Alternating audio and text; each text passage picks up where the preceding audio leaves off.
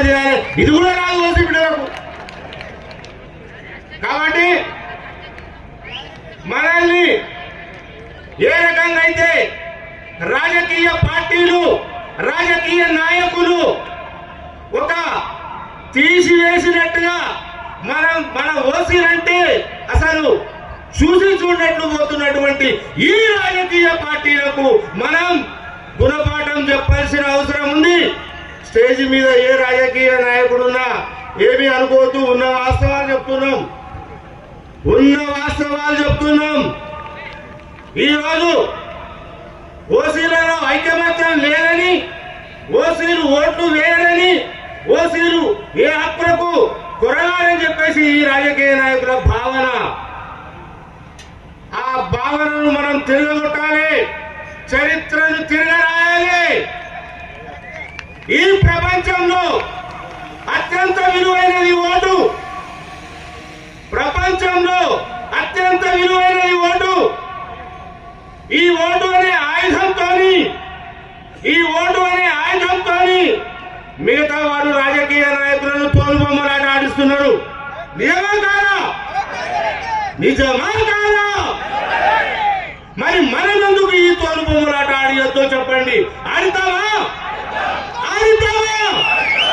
కాబట్టి ఎన్నికలు వస్తే సర్పంచ్ కానీ, జడ్పీటీసీ కానీ, ఎంపీటీసీ కానీ, ఎమ్మెల్యే కానీ, ఎంపీ కానీ, ఏదైనా కానీ, ఏ ఎన్నికలు వచ్చినా, ఏ నాయకుడు వచ్చినా మనం చెప్పాల్సింది ఒక్కటే, మా ఓసీలను మిగతా వారు ఎంత అవహేళనగా మాట్లాడుతూ ఉన్నారో, ఎంత కించపరిచినట్టు మాట్లాడుతూ ఉన్నారో, మీరు మమ్మల్ని కించపరిచేటోళ్ళ గురించి అడుగుతారా? మీరు అడుగుతట్టయితే మీకు ఓటేస్తాం. మా హక్కుల గురించి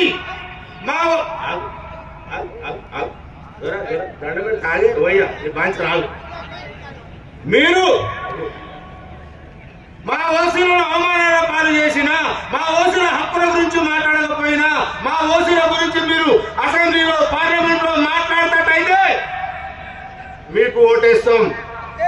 మావాడైనా పర్లేదు, అంటే మావాడంటే మా కులపోడైనా, మా ఓసీలైనా పర్లేదు, మా గురించి మాట్లాడకపోతే మేము ఓటు వేయం. నీకు ఓటేసే బదులు నోటాకేస్తాం. దేనికేస్తాం? నోటాకేస్తాం అని కనుక మనం ఈ రాజకీయ నాయకులకు భయం పెట్టకపోతే, ఓటు అనే భయం పెట్టకపోతే మనల్ని కేర్ చేయరు. కాబట్టి ఓసీ బిడ్డలారా, ఒక్కసారి 5 నిమిషాలు ప్రశాంతంగా ఆలోచించండి.